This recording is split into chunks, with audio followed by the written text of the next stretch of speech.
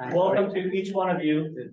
I'm very excited that we are here to not only meet in person, each of you for the first time, for me, the first time, one of our campus, but also to dive into this topic of career preparedness and what things might we need to think about now and tomorrow and the day after in preparation for a brighter future for each one of you, whether it's in the US or somewhere else, but especially in the US.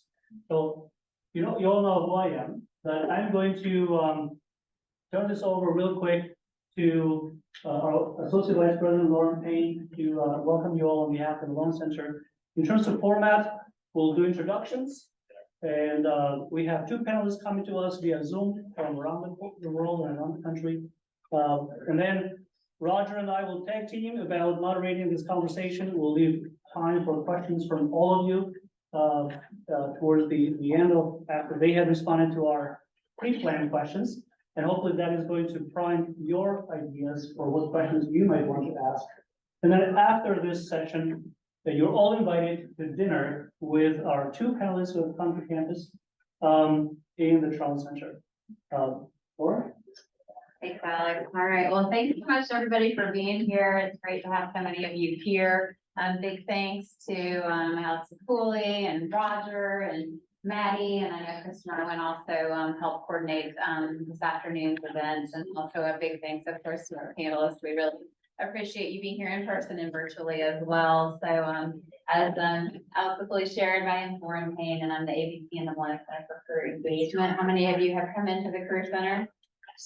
All right, great. So I just want to let you know that we're a great resource for those of you that are looking for trying to figure out what types of careers you might want to pursue, but also with the job search process.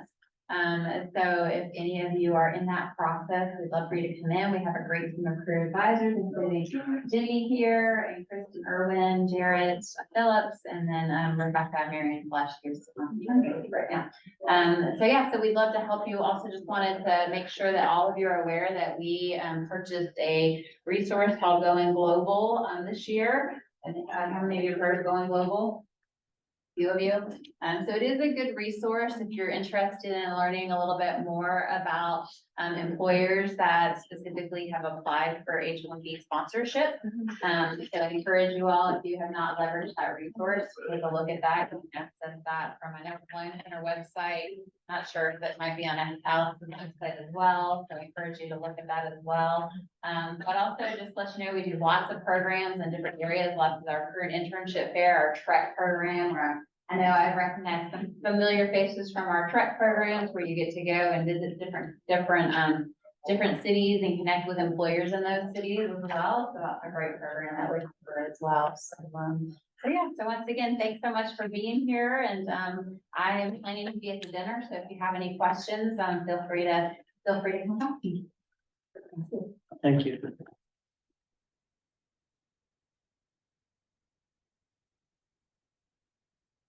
Well, I'm Raja Ben Kurman. I'm a sophomore here at Furman and a public health major, and I'm the international outreach ambassador at the Malone Center. Basically that's what I do here. So I think we'll start with Leah, you introducing yourself and where you are now. Hi guys, my name is Leah Paul. I graduated from Furman 9 months ago, and I was a philosophy major on pre-physician assistant track.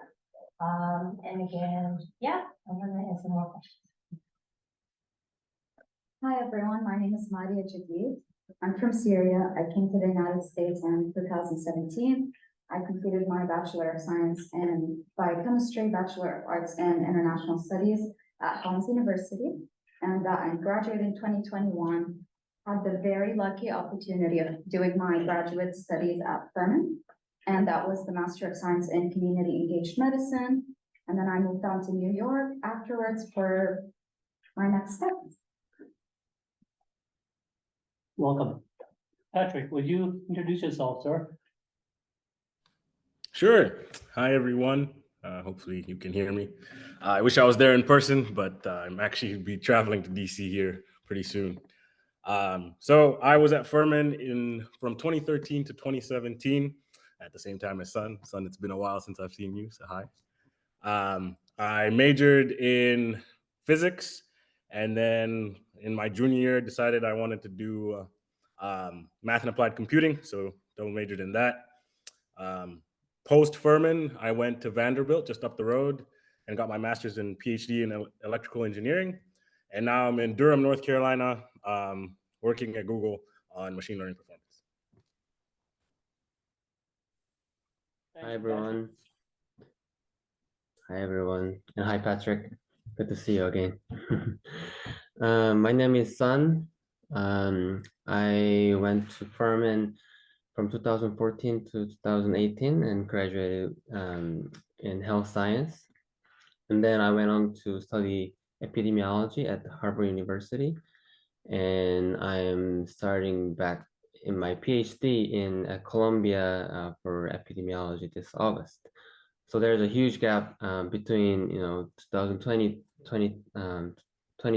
and then 2024, and during that time I was working in South Korea. Right now I'm in South Korea, and that's because as a Korean male we have to serve in the military, and to fulfill the military service I was working as a researcher for that 4 years.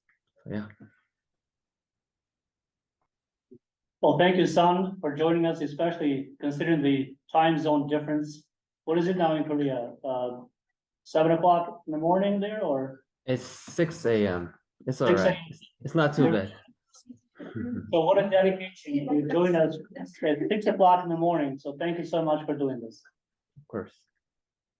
And I'm Alex Akuli. I came to the United States as an international student almost 30 years ago from Albania. That's where my home country, that's my childhood took place. And then I ventured into my bachelor's and master's and postgrad and PhD in the US and made a career out of my lifestyle as an international student. And I'm excited to be here with all of you to share not only my journey as what I consider to have been a successful career for my goals, but also to hear from all of you, more recent graduates, for how you have navigated these pathways more recently, from being a student at Furman to other institutions where you've gone, Son and Patrick, and beyond. So, Roger, would you ask the first question, please? Okay. So the first thing I would like to ask all of you, which I feel like it's something that I have been wondering from international alumni, is as a Furman student, how do you utilize the university's resources and support systems to successfully navigate your path at Furman, or after Furman, whether it be your desired career after graduation, or seek a job or exploring other opportunities? Sure. So I would say that, to sum it up, because Furman has a plethora, of course, of resources, my way of navigating them and trying to make the best use of them was actually consulting with my professors and the associate director of our program.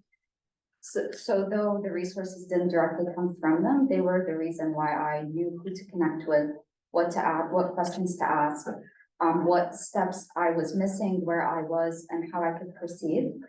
Specifically within Furman, I think the advantage of being able to utilize the resources is we were not just given the resources or introduced to them. There is kind of a follow-up system, someone that cares, someone that is tracking your progress. So I would say my consistent communication was the best way that I felt I was able to actually take advantage of the resources. And being very honest about how resources could apply to me or could be limited because I'm an international student. So understanding how to communicate the difference in whether it's eligibility, ability to navigate things that I could or could not do because I'm pursuing medicine. So we all know that restrictions in terms of work, volunteering is affected by our nationalities differently, and there are overarching similarities. So I think starting with that is always a good step to kind of cut down on resources or advice that might not necessarily pertain to you. and it helps you connect better with the person who's navigating you within Furman? For me, I specifically use the internship of the department. I have never just rested during the summer. I have always worked. Every summer, I was trying to test the water on if this is the right career track that I wanted to go. And there were a lot of times, as mentioned, where I had to let go of a lot of internships with Prisma Health, for example, because I didn't have transportation, or I didn't have, it wasn't right with my philosophy major. It wasn't specific enough, for the internship program. So a lot of things was hard. But during those little boundaries, there are opportunities through good support system, not only with the career engagement center, but through like the resources shared between peers themselves. So make sure you all talk to each other, because one thing that you don't need might be somebody else's greatest treasure. So make sure you share with each other, and then make sure you keep in touch with Dr. Cooley, because he has a lot of those like connections that you're gonna need. Make sure you update your LinkedIn profile, and you need to also make sure that you have your undergraduate program planned, because if you don't have that, you don't have your summer internship planned. So one summer that you didn't do anything, or one summer of you going home, might be a missed opportunity to making yourself better. Thank you. Patrick? Yeah, I think I leveraged a bunch of different resources at Furman. I think personally for me, when I started out at Furman, I had no idea what I wanted to do. So it's probably still true. But I think I went to the Career Center, took a couple surveys. One of them was the Myers-Briggs survey. Told me a lot of things, which often left me a little more confused. But I think based on those conversations, the Career Center pointed me to different faculty in different spaces that I could have conversations with, who kind of outlined their path in terms of navigating their career. Especially within the computer science department, some folks outlined to me that there was research tracks or there was industry tracks. And your professors have a lot of connections. So talking to your professors and those around you is worthwhile. It was very helpful for me. Even the decision to go to graduate school. It was in my junior year. I didn't know what I wanted to do. So I asked my professor which engineering area. I knew I wanted to do engineering. So I was like, which engineering area should I go to? And I don't know if Dr. Baker is still at the physics department, but he was like, go into electrical engineering. And I was like, why? He was like, it seems important. And that's actually ended up defining my career path. So yeah, I think the conversations that I had with folks at Furman were probably the biggest resource that I leveraged. And then Furman Advantage, the research opportunities there, basically get paid to learn. So it's kind of nice. And it's international friendly. I didn't have to navigate conversations around whether I was eligible or not. It was simple from that perspective. So.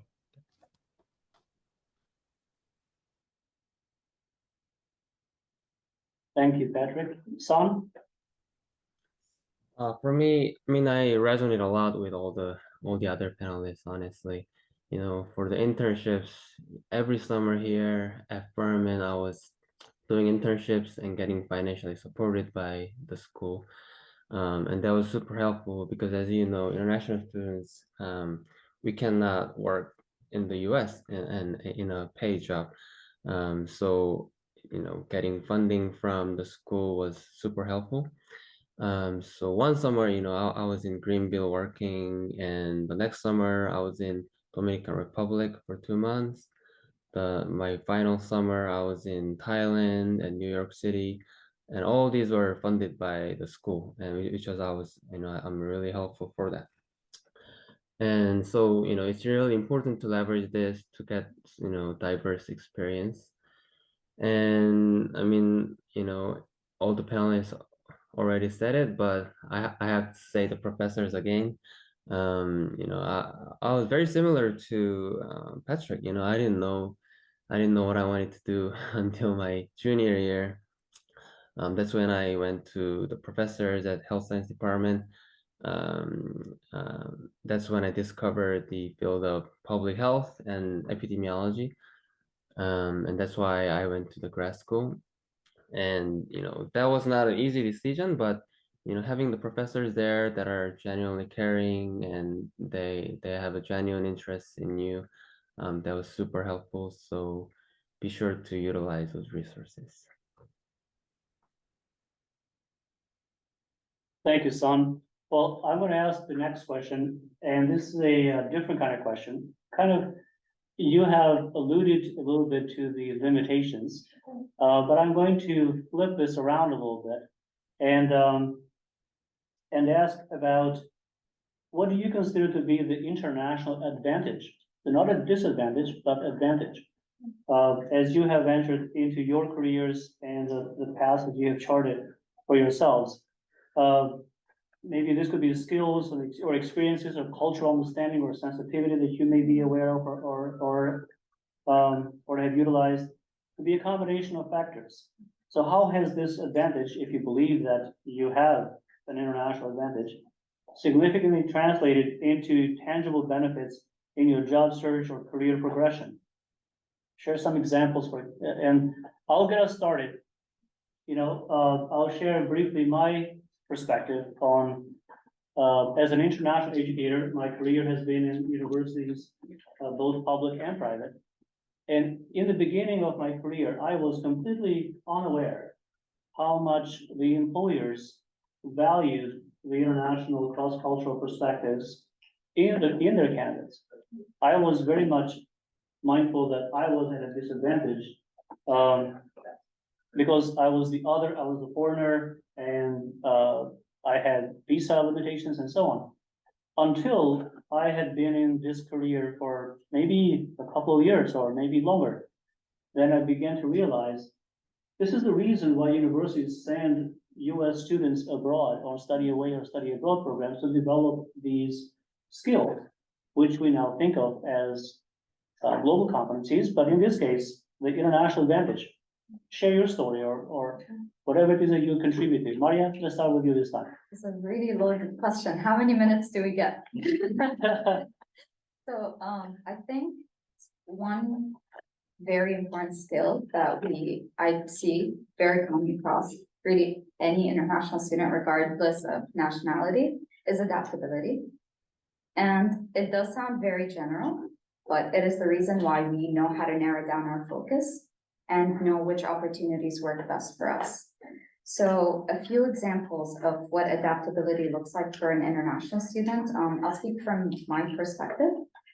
On a personal level, it was learning how to navigate. So very early on, very intense time management skills, because it was learning how to navigate your responsibilities in terms of your, legal processes, whether it's family, etc., alongside transitioning into not just a new way of life, but also starting college. That being said, we are still expected to perform on that same level. Therefore, we are not removing or shifting priorities. We're just learning how to create a lifestyle that accommodates all of them, while hopefully learning how to take care of ourselves, right?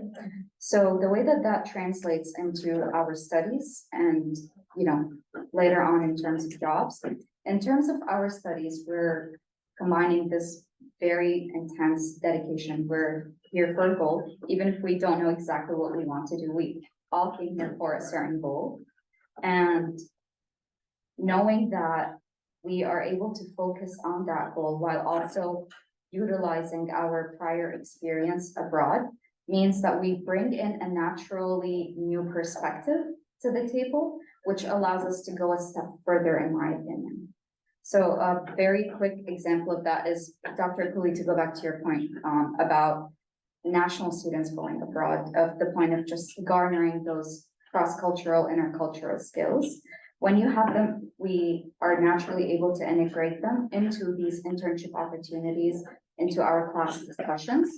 And that puts us a step forward in terms of it opens space for us to be more specific, more targeted, and more advanced in terms of the level of expectations that we set for ourselves. So in a class, for example, where we are being introduced to cultural competency, etc., in my opinion, we're able, because we do have an understanding of that, it is our constant way of life. We're able to, for example, go a step further and look into a target population that we want, or a certain outcome that we want, depending on our, of course, interests. From my experience, it was combining language proficiency, which I saw to affect when I first came to the United States. I had an extremely, very traditional heavy Arab dialect, and I very much saw the difference throughout the years, throughout the months, about how it affected the way that I was being treated after I gained a little bit more privilege, once I got more acclimated. I started paying more attention to health outcomes now that I already have an understanding of how our culture impacts our experiences. Well, I want to know, well, specifically, is there a health outcome that I'm interested in seeing being affected on a level that could even be public health related or, field specific. And that being said, I did confidently, go that step further of identifying the population. I had no idea what I wanted to do, but I knew that I was interested. I was very passionate about language. I was very passionate about health, and I was extremely passionate about creating change, the very cliche phrase that we always say. I did not know how to do it, but what I did know is, because of adaptability, I always knew that I was going to get that thing done, whether or not I could see the purpose for it now. And that's what I really focused on. That's how I wanted to shape my path. In a sense, so Dr. Akuli, one thing that you mentioned about, once again, going back to national students, like going abroad, is I think we forget what skills we possess when we first come here.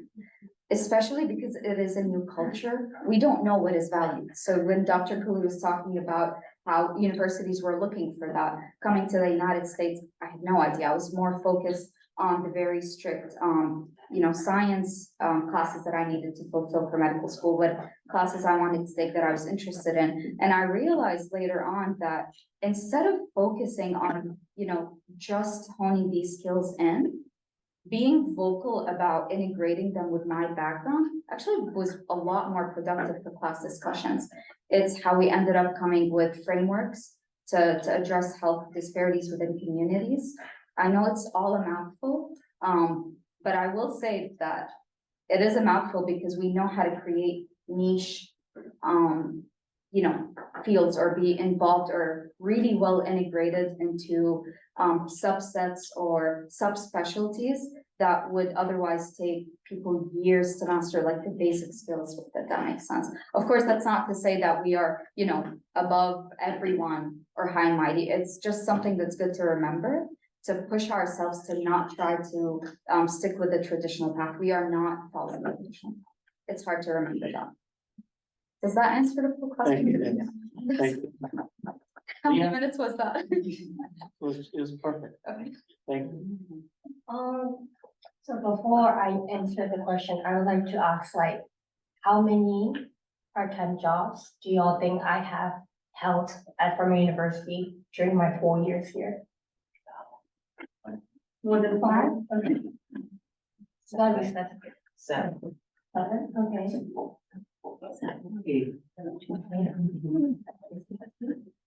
So with the summer internship and everything, I have held 9 part-time job positions here. And that shows that we international students were very brave to try new things. We're very brave to go out of our comfort zone. And every part-time job that we have received, we approach them with a different view, which gives our employer a different perspective on approaching their own jobs. In addition, when we even do our homework, our essay, it comes out differently, the tone, the structure, our thinking, it translates very differently to the professor always. The mathematical equation that we do is very different from the American education system. Every small little thing, it has an impact on it. So I think like the greatest strength would be bravery. We're very brave to try new things. A lot of students that I know just stick to 2 part-time jobs that they have received from freshman year. And it's not that they don't like me, I just wanted to explore more. And the more I explored, the more I found me getting closer to my passion. So just to remind everyone, you are very brave. Don't just stick to one thing that you think it will keep you safe. Choose something, it will make you fun, it will excite you, do more, add on to that resume, LinkedIn, make sure you're diverse as you come from diverse backgrounds. Thank you, Leah. Patrick, last year you introduced me to the book, The International Advantage, Get Noticed, Get Hired. Tell us more from your experience.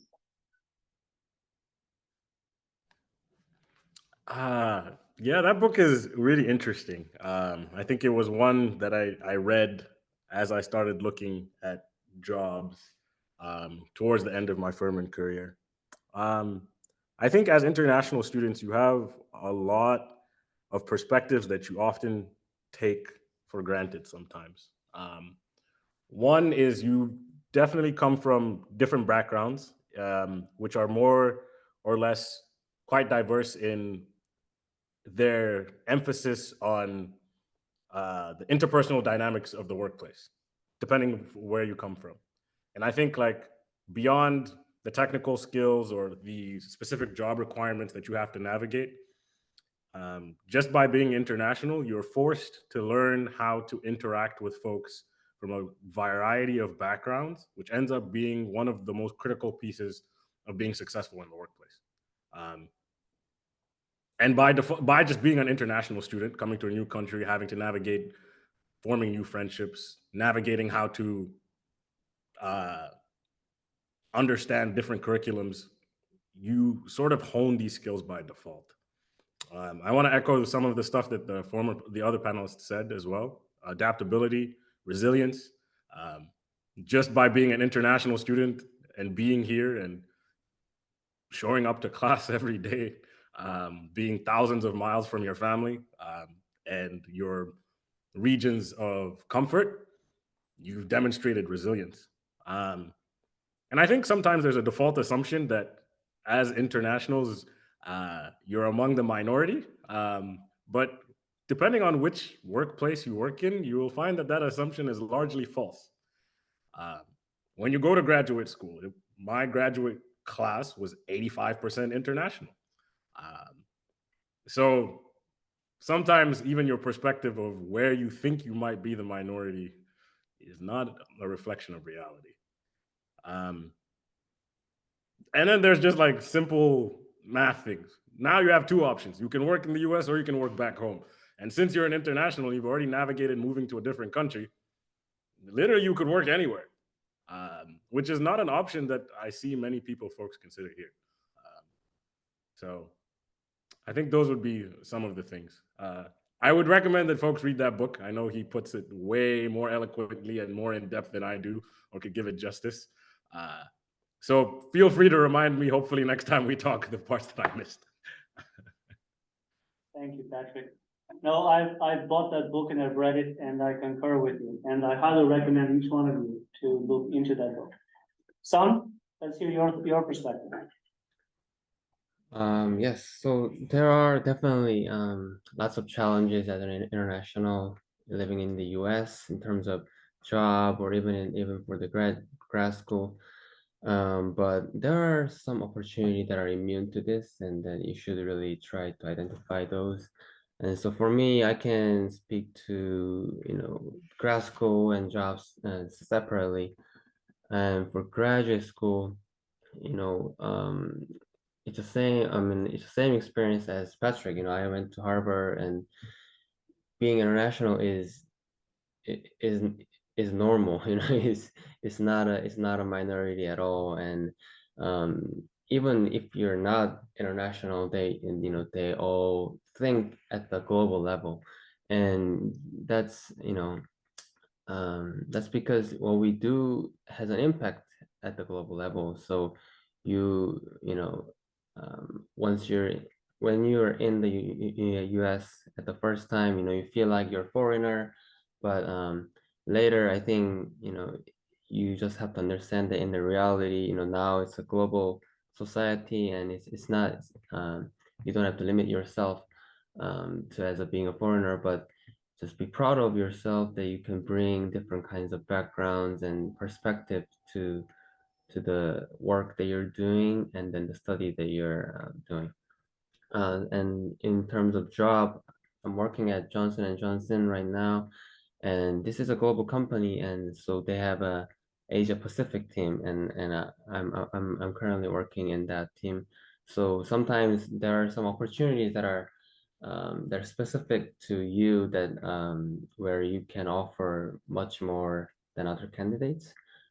So for example, it's a global company, so we have to think in terms of different kinds of healthcare system in different countries and different regulatory systems, and there's so much more you can offer. For example, I can talk about the Korean healthcare system and their regulatory agency and their experiences. So all these are very helpful to the team. So I would say that the advantage doesn't come as free lunch, but you have to really be proud of it and know that this is will be very helpful to the people that you're working with. Well, thank you all for your insightful introspection on like the international advantage. But I would want to take us like a topic that I feel most of us, or like we've been in a position where we've had to like network, be it like with professors or like in career tracks or like with Malone Center events. I want to know, can you describe like your approach to networking and like how that like helps you identify and connect with professionals in your field, but also like what networking or specific networking skills should internationals like leverage or develop over time? For me, I was on the health track, so I was in touch with Dr. Benisakis. He handles all of the pre-med, pre-PA, pre-nurse, all of the medicinal track. And so I would always like meet him every 2-3 months, talk about my grade, talk about this, what I want to do, am I on the right track? And lastly, I love Workday app. Have you all heard of Workday? Yeah. Okay, on Workday, there are a lot of filter functions that you can use. So therefore, health, digital marketing, business, everything is on there that Furman has connection to. And under that, there is like an application portion and a person at Furman, on Furman campus, that is responsible for that department. So I've always used that resource whenever summer approaches, so that I can apply on time, get my, 3,000 from an Advantage Fund, and, so that it'll be in a timely manner. Yeah. So I think I'm going to break up my networking into stages. So first 2 years of college and undergrad, especially because I was very, I did still feel like I was acclimating constantly for 2 years.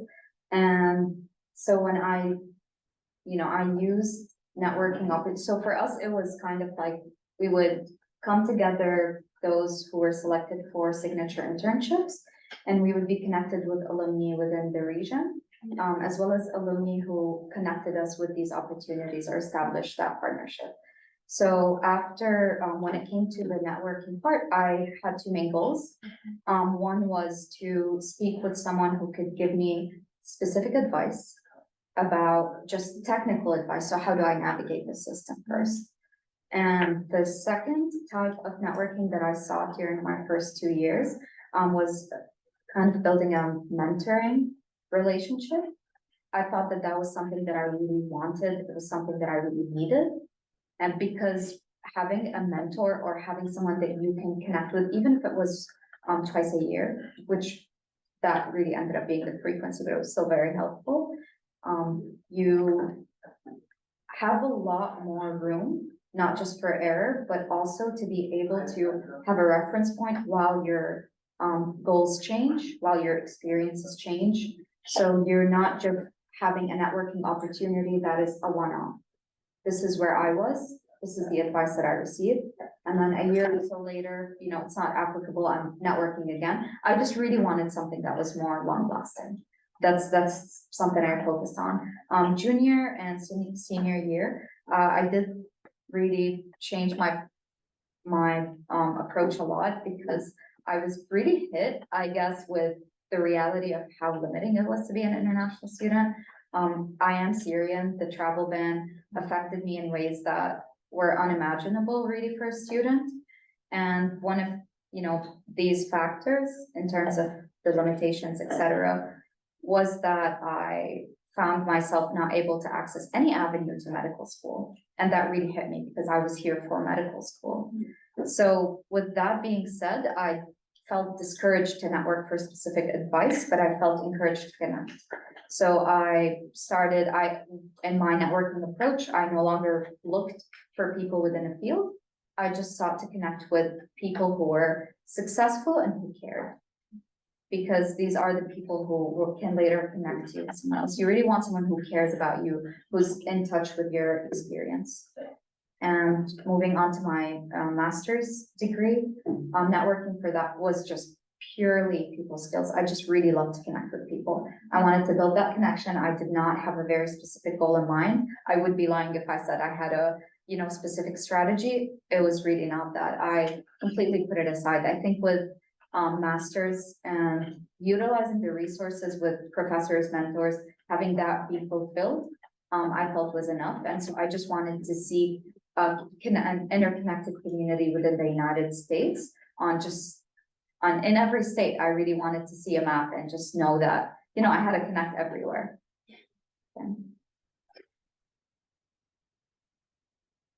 Mr. Lee, could you give your answer? Yes. So, international students, they come from all over the world, so I cannot speak to, one single type of person, but for me, I think it was a little bit different from my original culture and the US was that you should not be afraid of approaching someone anywhere and at any time. Believe it or not, people love talking about themselves. So you should always just reach out and approach to anybody you think they'll be helpful. It doesn't mean that you'll get to talk to everyone. Sometimes they're busy, but there is no problem. There's no hard feeling. Just approach it. So nowadays, there's online space like LinkedIn or even Twitter. Just reach out to them, and that's what I did. And even for me, even after this meeting, reach out to me if you feel like that I'll be helpful, and that is totally acceptable. Not so don't be afraid about that. Yeah.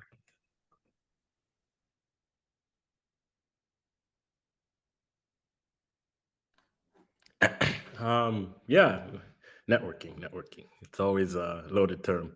Um, I think, Roger, if you asked this question, I think you demonstrated how to do this because the only reason I'm here is because you DM'd me on LinkedIn. So that's a pretty successful strategy. I think there's many ways to think about networking. One is, I think the default position or the default question that goes through our heads when we're reaching out to someone is, well, what will they think? Am I going to come across a certain way? Or what if this doesn't go the way it's going to work? 9 times out of 10, I'd say you probably want to dispel that mode of thinking and do it anyway. Sure, maybe someone doesn't reply to you, or maybe you do end up looking a little dumb for a second, but that's just information.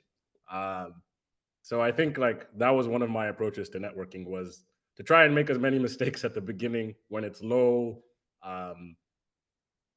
I'd say, I guess it's low, not low stress, but there's low stakes in it.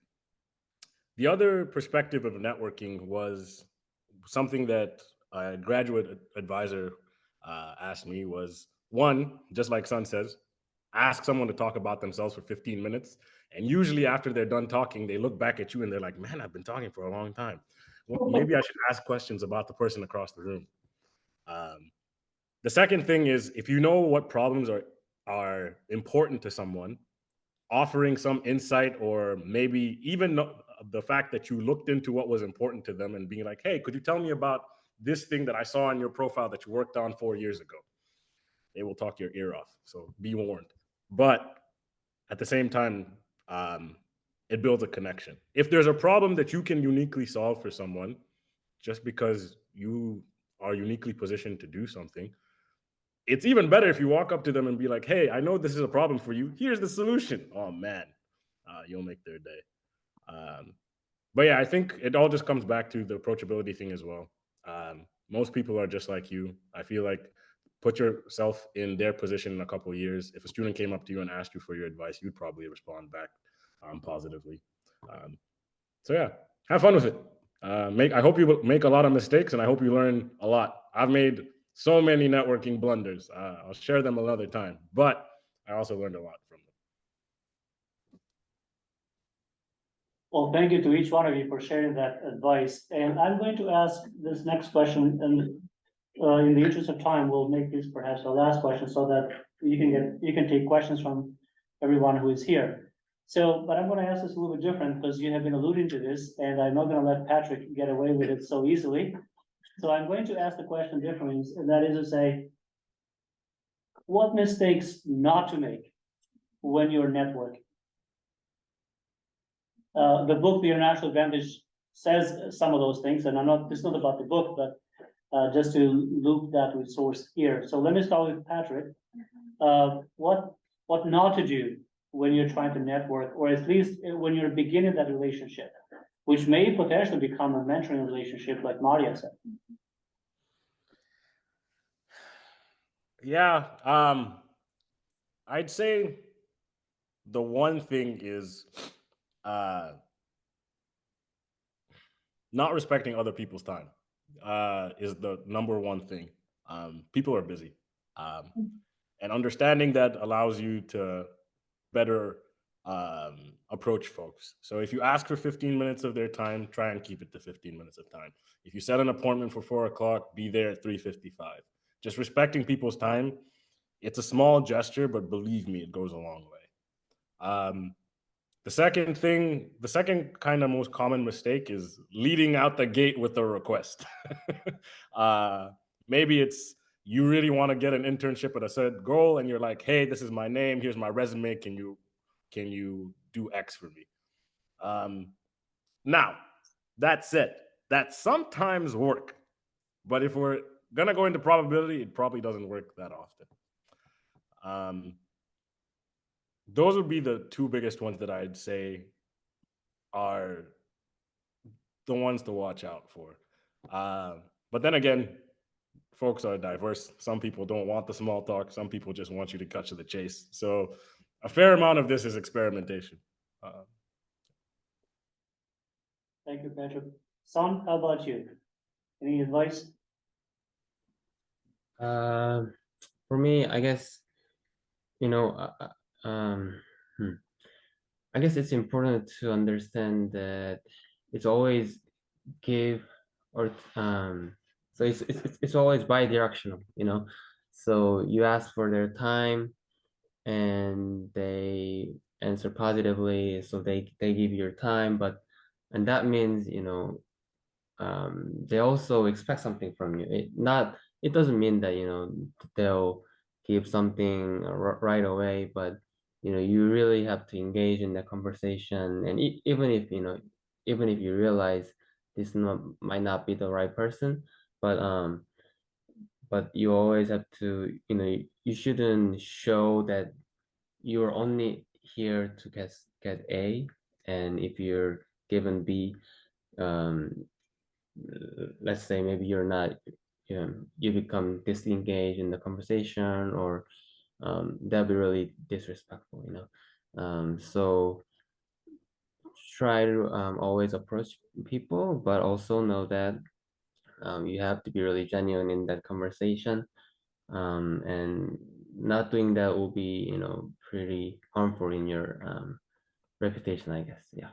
So Thank you, Son. So don't make it transactional. Maria?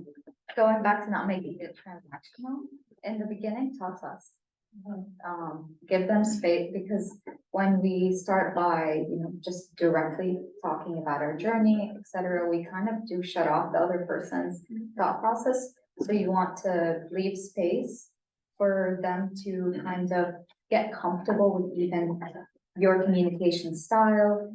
Honestly, coming from a different cultural background, networking did feel a bit different because we are so used to being strict, respectful. It's just a very different culture. So understanding the other person's communication style as well, to know how to tailor your questions. That being said, even when you do have space to talk, do try to keep it balanced between specific and general.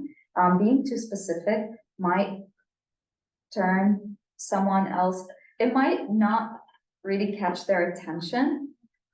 Because it does seem like, okay, so she knows exactly what she wants to do. She's on that path. There's nothing I can offer, and that's really it. Or it shuts down their thought process of trying to brainstorm what could align with your wants, needs, your path. Smiling, I hate to say it. I truly hate to say smiling, but it's true. I mean, science proves it. Psychology proves it. Smile. It does attract it attracts people to your energy. In networking, most networking events, they're so busy. They're not typically, smaller scale. So the first point of contact is body language reading and staying authentic. People can truly tell when you're trying to read a script. It's really good to do your background on the person that you'd like to network with.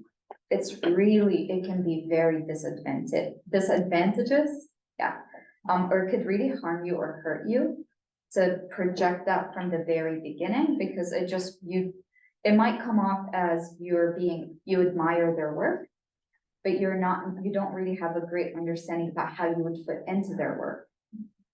And the one thing, so I'm going to actually say what has discouraged me from people that I've networked with that have sought internship opportunities with our department. And you can easily tell if someone's committed or reliable based on how authentic they come off. So, we had a few spotless resumes that we definitely decided not to go for. And the simple fact was we needed someone that we could depend on and rely on. And based on, the way that someone introduces their interest to you during networking, you do kind of get a gist of that. You do really tell if they're looking for targeted experience or if it's just a general interest of trying to build their resume. And that's the reason why keep it open and just try to make it an actual networking opportunity rather than a quick interview process, which is how it could feel like for the other person. And one last thing is know your audience, really. Like within healthcare, doctors I've learned, they will find it disrespectful for their time and they will not entertain a conversation with you if you come into it sharing your knowledge. You want to show them that you are able to be molded, that you are generally interested in their field, but more so, not going into depth from the first encounter shows them that you have the maturity and awareness about your level of skill and understanding, and that they are the resource. If that really makes sense. But yeah, know your audience. Someone else may not be like that, and they would love to talk about themselves for 5 or 10 minutes. For me, I would like to encourage everybody to do this, to set you different from other people. When you're offered an interview, a Zoom meeting or in-person interview, always make sure 24 hours after that interview or the meeting, you send them a thank you email. Dear sir, dear doctor, thank you for having this interview with me. Thank you for your time and consideration. You want to make sure your first impression and last impression is good, because guess what? Other candidates, if they're not sending those emails, you get brownie points. They remember you. They remember this person is passionate, this person is serious. And I would always encourage y'all to negotiate. So we're intimidated to negotiate because we think this international student thingy is our flaw. When I was applying for pharmacy school, I applied for 3 schools. Out of the 3, I got 2 of them. One of them gave me a partial scholarship, one of them gave me no scholarship at all. So I was like, hey, Wingate University, I would really like to come to your school. However, the other school is giving me more scholarship. Can you give me more? Can you bump it up? And that's what they did. So you want to negotiate, you want to be honest. They asked me, why do you need more scholarship? And I explained to them, I'm an international student. I don't have access to FAFSA. I don't have access to public loans, and I can go for private loans right now. So you want to be transparent with your situation and negotiate. Do not be scared to negotiate, because a lot of companies are going to downplay you, and you need to know your worth. And companies need somebody who knows their worth and knows where they stand. Well, thank you so much. We will take some time to answer some questions from you all. Anybody has a question you want to ask any of the panelists? Alex, this may just be out of curiosity. What was your first job or internship in your time in college, and how was your experience? So I started as a Shy Institute fellow. I know. I held 3 different positions at Shy Institute during my 4 years here. And during those 4 years, I also did a summer internship with them. The first year, COVID hit, so all of the internships became online. I was making international videos regarding people's definition of sustainability. I was doing that online, and through that resource with Shy Institute, I was able to lead a Project for Peace program. That's where you won $10,000 and you do a project on campus, which I did with Ms. Lisa. So I was able to utilize every resource from that, institute. And like I said, when it's good to stay at one position, it's also good to change positions through, one department and see like what other skills can you learn. Your question was first internship? So yes, my first internship was a signature internship at Helms University where I completed my undergrad. And I worked with a nonprofit in the United Nations headquarters. That was my first time in New York. It was wonderful. And that is where most of my networking did happen. It wasn't strictly within my field. So I wouldn't say it was long-term networking that specifically applied for now, but it gave me, I gained a lot of skills that I didn't even know I wanted to gain. And these skills were what led me to my next internships. And the next internships ended up combining both.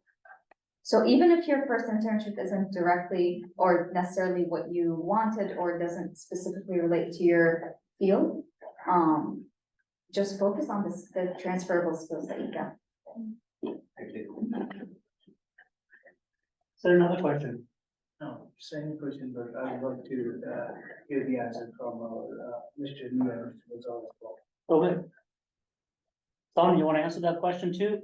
What was your first internship?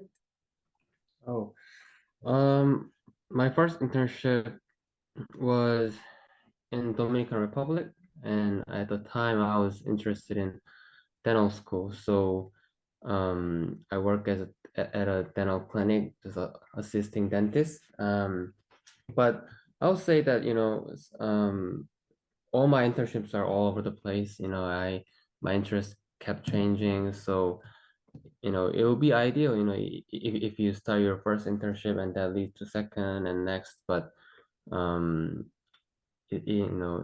don't have to worry if it changes. And so try to get as much diverse experience as you can. So that was my first internship, and that was through I'm not sure what the funding was called, but it was at the office of the career office, and they supported students to go abroad to get to do an internship, and I really recommend going. I mean, we're already in abroad in the US, but I really recommend going out of the country and see other side of the world, and that was really helpful.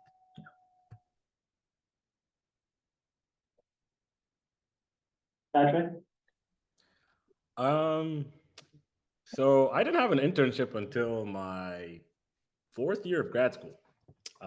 Wasn't for a lack of trying, so I'm just being realistic. Trying to get an internship in the tech space is kind of difficult. Um, though at Furman, I did multiple research um, opportunities. The first year I think I did something within the chemistry space. The second year I did something on the computer science space. Third year I did another one back in the chemistry space, even though I was majoring in computer science. And then during grad school, I internship at a robotics company um, called Open Robotics. It was a startup, which was a very interesting setup. I hadn't really experienced what it's like to be at a startup, um, and that was mostly my internship experience. So there's a lot of opportunities outside of internships as well. If you're interested in research, there's plenty of those opportunities as well. So I just say, don't feel down or feel behind if you don't do internships. I would like to quickly note something that really helped me during undergrad. While I was doing my signature internship, I did volunteer online with an online platform. So I got certified as an active listener, and I gained training within 5 different domains for mental illnesses. That did end up on my resume. It wasn't an internship. It wasn't a signature internship. I was still building hours, and it was still remote. I mean, I actually would do it sometimes from my bed because I was offering, global mental health services 24/7, really. It's when you log on, of course, you choose your hours. But it was, 24/7. So if you're interested, I would invest my time in something that is tailored to me or something that you want to do. Do not force yourself do not try to force self-motivated internships or experiences if you're not extremely interested in them. Because when you get overwhelmed, it'll be hard to continue or want to continue. Thank you. Is there another question?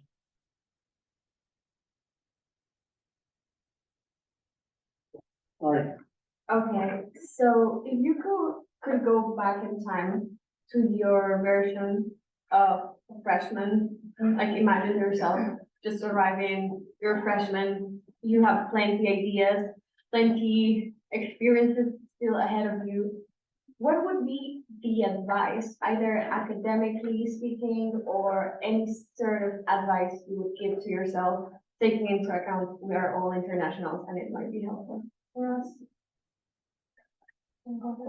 Yeah, sure. Actually, I'm just going to be very blunt. I just wish I took a step back and didn't hone in too much on my identity or the way that I was perceived.